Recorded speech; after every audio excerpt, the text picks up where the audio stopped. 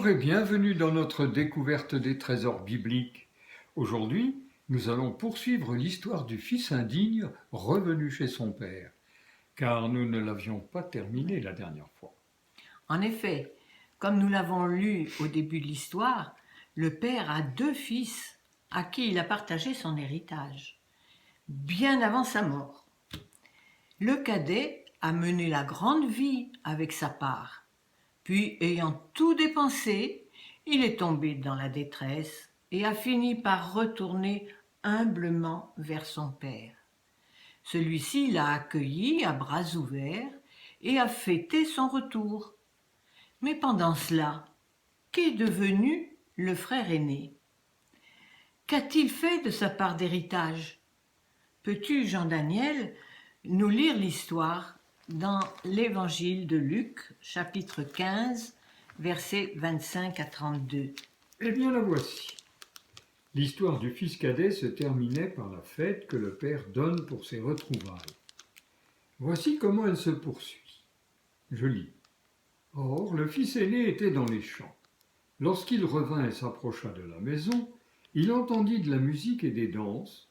Il appela un des serviteurs et s'informa de ce qui se passait.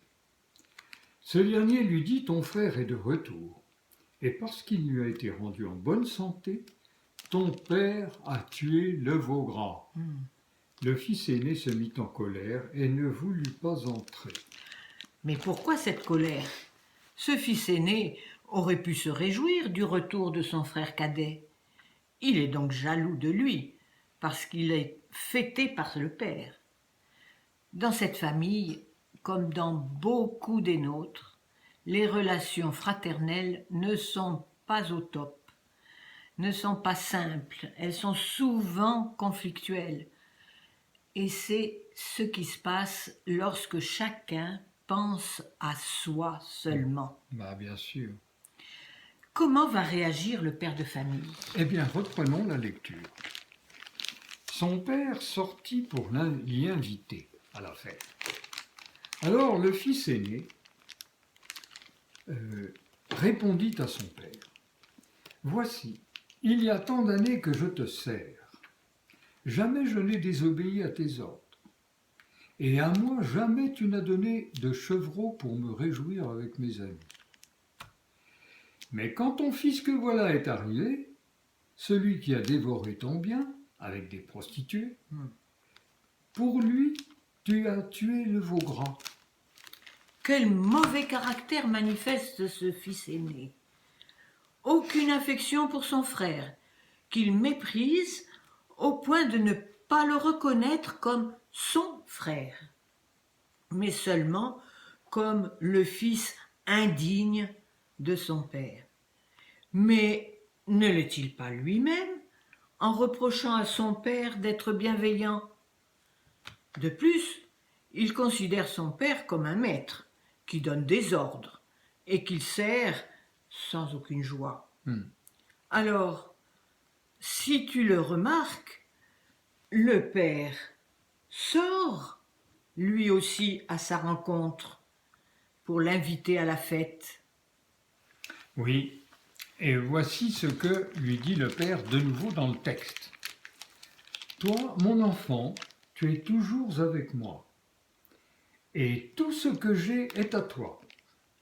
Mais il fallait bien se réjouir et s'égayer, car ton frère que voilà était mort, et il est revenu à la vie. Il était perdu et il est retrouvé. » Et le fils aîné avait la jouissance de tous les biens de son père, et il n'en a pas profité. Mais quel dommage! Il n'a, malgré sa jalousie, aucune raison de croire une préférence de la part de son père envers son fils cadet. Le père le considère lui aussi toujours comme son enfant et lui parle avec amour sans rien lui reprocher. Et oui, le père considère ses enfants avec le même amour bienveillant, qu'ils soient obéissants ou révoltés. Il met tous ses biens à leur disposition sans compter leur mérite. Ainsi, Dieu le Père nous donne toutes ces bénédictions, gratuitement, à chacun de nous de les saisir chaque jour et de nous réjouir avec lui quand un de nos frères ou sœurs rejoint sa maison. Que ce trésor biblique pour aujourd'hui nous remplisse de la joie de nous savoir tous aimés sans condition par notre Père céleste. Alors, au revoir et à bientôt bientôt. pour une nouvelle découverte de trésors.